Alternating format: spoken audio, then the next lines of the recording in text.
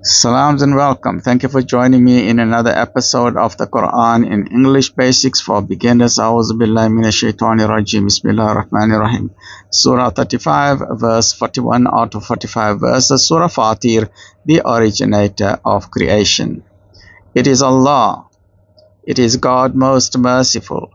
It is the supreme creator of the heavens and the earth. Allah is Rabbul Alameen. Rabb means the cherisher, the nourisher, the sustainer, the provider.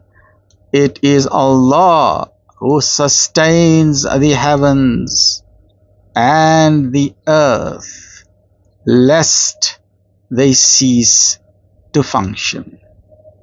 And if they should fail, there is none, not one, can sustain them thereafter.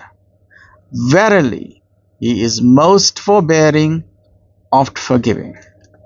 In simple terms, when you look at this universe and you look at the trillions of galaxies, and we know that our scientists and astronomers, and we love them, Carl Sagan, we love his intelligence, Professor Brian Cox and Professor Richard Dawkins and other astronomers. Well, Richard Dawkins is a biologist, but we know that Professor Brian Cox, they've thrilled us with their understanding of the universe. And in the 60s, when I was growing up, we had this fabulous series on BBC radio.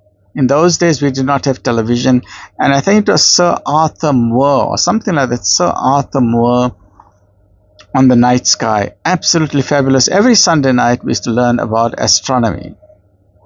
The basics about astronomy is that everything is spinning. Just remember that.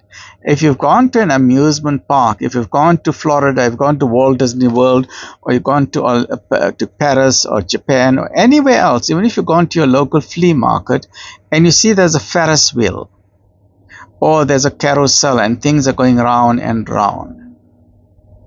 The thing about an amusement park is that you've got to buy a ticket, you sit in your seat, and then once everyone is seated, then the caretaker presses the button and that thing goes round and round and round until he presses the stop button and everyone climbs off. But for that thing to go round and round, you need various types of welding, you need steel structures, people have to constructing with welding equipment, and there's a huge iron pole in the middle which is known as the anchor, which attaches that thing to the ground to make sure that that thing does not fall down. You must have that attachment because you cannot have something that floats in the air. So you always have what is known as an anchor point or a pillar. And around that pillar, everything is formed around that because everything basically sits on the planet Earth. You've got to have a foundation.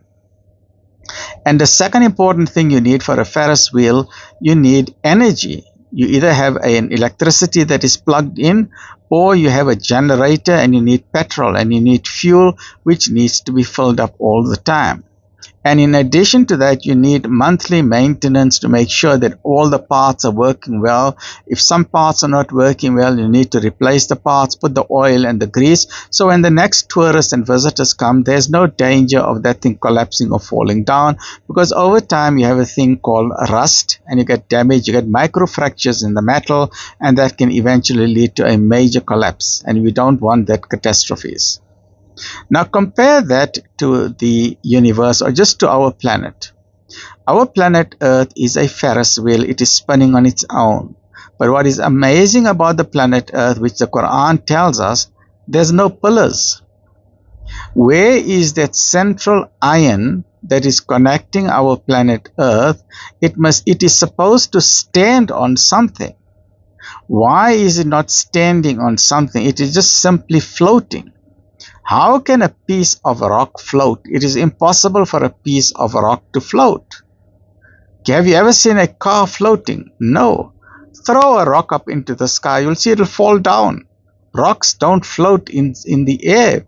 So how come a very big rock containing mountains and all our houses and all the hotels and cars and everything, this big rock in the sky, our planet Earth, is floating? It's floating like a butterfly. It's floating like a bee. How is that possible? Have you ever thought about it? Yes, scientists will, yeah, no, it's gravity. Yeah, everything's gravity. Is it laws of physics? Yes, gravity. No, there's something more than that. It's not just gravity, because then who made sure that there's a thing called gravity? And why is there so much precision? If there's gravity, then if there's a magnet in the sky, why doesn't the planet Earth smash into another nearby planet like two magnets? Why doesn't it do that? But it is floating and it is spinning at a speed of 1,600 kilometers per hour to give us our alternation of night and the day, and it's tilting at 23 degrees to give us our summer and winter, and it's spinning and orbiting around the sun at a speed of 100,000 kilometers per hour to give us our 365 days of the year, to give us our summer, autumn, winter, spring, and so on. And in addition to that, our sun, which is basically a star, is also spinning around the Milky Way galaxy with its entire solar system of planets, and that is spinning at a speed of 800,000 kilometers per hour, and it goes around the Milky Way every 250,000 years. So one cosmic year or one galactic year for our Milky Way galaxy is equal to 250,000 Earth years. Everything is spinning.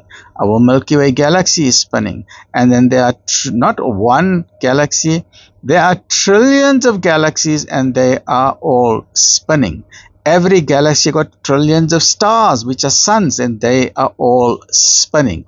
The biggest star in the universe is Stephenson 218, which is billions and billions of times bigger than our planet Earth, but it is also spinning. Every planet is spinning, every moon is spinning, everything is spinning and spinning. But you don't see any car accidents.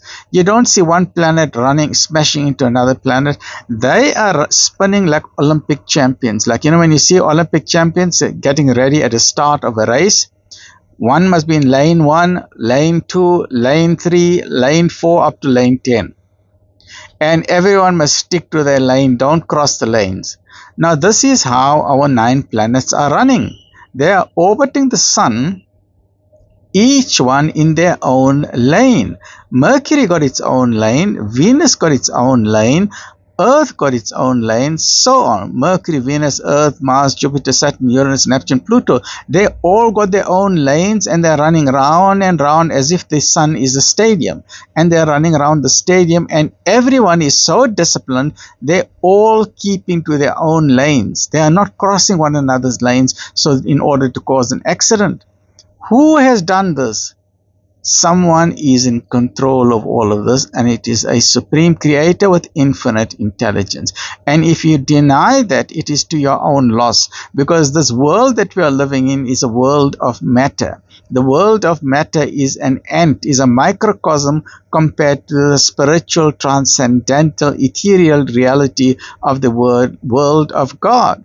God is not made up of atoms and molecules, so it is impossible to subject God to the scientific method. You will never find God with an X-ray machine or an ultrasound machine or UV radiation. It is impossible, because scientific method only works in the world of matter, in the worlds of atoms and molecules. So by only focusing on the world of matter, you are only looking at 1% of the universe, when you are missing out on 99% of the universe, because 99% of the universe is in the transcendental, spiritual, ethereal dimension, which cannot be seen or detected or found by the scientific method. That does not mean that it does not exist. This is where people make a mistake. Scientists make the mistake, atheists make the mistakes, brilliant people make the mistakes, but they are good people, they are kind people, but somehow they cannot just join the dots in their brain.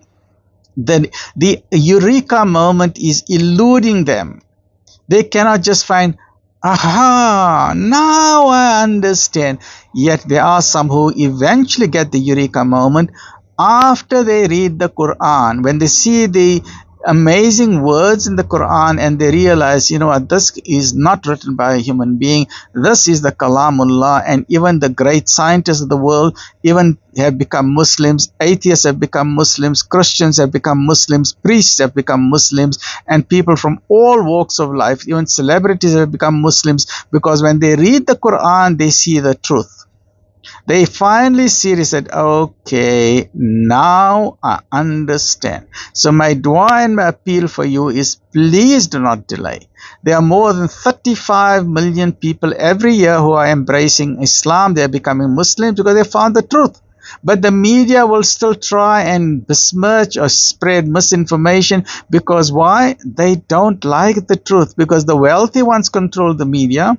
And if the truth is unveiled, they're going to be in problem. It's going to affect their wealth. It's going to affect their money, because they are committing injustice. And Islam says you must be a pillar of justice. You must establish justice, establish social justice, and join the good and forbid the evil. And Islam gives a guarantee that no matter how much they try and spread lies and misinformation, eventually truth wins over falsehood. Truth prevails over falsehood. And eventually right overcomes the wrong. That is a guarantee. And the good overpowers the weak. At least the good overpowers the evil.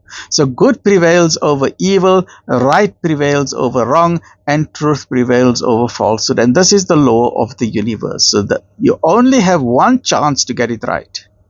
You will either get it fabulously right, you'll get your many distinctions, and you'll end up in paradise, or you'll get it magnificently wrong and you'll end up in hell, where you'll have a life of regret and absolute misery, where your intelligence has failed you because your ego and your arrogance told you, now there's no God and I don't have to read any book because I don't want to read anything. So the minute you do that, it means you are a soldier of the devil. And sadly, and I'm saying this sadly, because so many atheists and rejectors of faith are good people, kind people, intelligent people, but the devil has deluded them, because the devil is a chief deceiver. He has deceived them about the reality of this world. In the same way he has deceived the parents Adam and Eve. He got them out of paradise, and he does not want the good people to return to paradise. So as a belief man, sir, do not delay. Get a copy of the Quran today and start reading by this weekend. They swore their strongest oaths by Allah that if a warner came to them, they would follow his guidance better than any other of the peoples. This is the assurance they gave. They say, yes, we take an oath. You send us a warner, we'll believe. But when a warner came to them, it has only increased their flight from righteousness. So instead of embracing the truth and being humble, they became more arrogant, and they ran away further and further from the truth, because it did not suit their way of living. They were too addicted to the world. And they ran away because on account of their arrogance in the land and their plotting of evil. But the plotting of evil will hem in only the authors thereof. Now, are they but looking for the way the ancients were dealt with? Do you want to be punished like how the other nations are punished? But no change will you find in Allah's way of dealing. No turning off will you find in Allah's way of dealing. When Allah gives you guidance, and if you reject the guidance, you have earned the wrath of God, because you have decided you know better than God. You have decided the way of arrogance. If you refuse to read or even look at the truth, it means the devil has got into your blood, and the arrogance is a powerful attribute of the devil. So people who got boasting and narcissism and arrogance and ego, would refuse to be humble, who refuse to admit when they are wrong, these arrogant people, basically they are soldiers of the devil or Satan or Shaitan or Iblis or Lucifer. And in the same way that the earlier nations, when the messengers came to them to give good news to those who believe and warning the rejectors of faith, and when they refused to embrace the truth, the punishment came. Similarly, God does not change his way. The punishment will come on these people, the criminals of the world, the people who are promoting evil and causing harm, bloodshed in the world, and they will get their end. The justice will prevail on the day of judgment. Stay well, look after yourself. Alhamdulillah.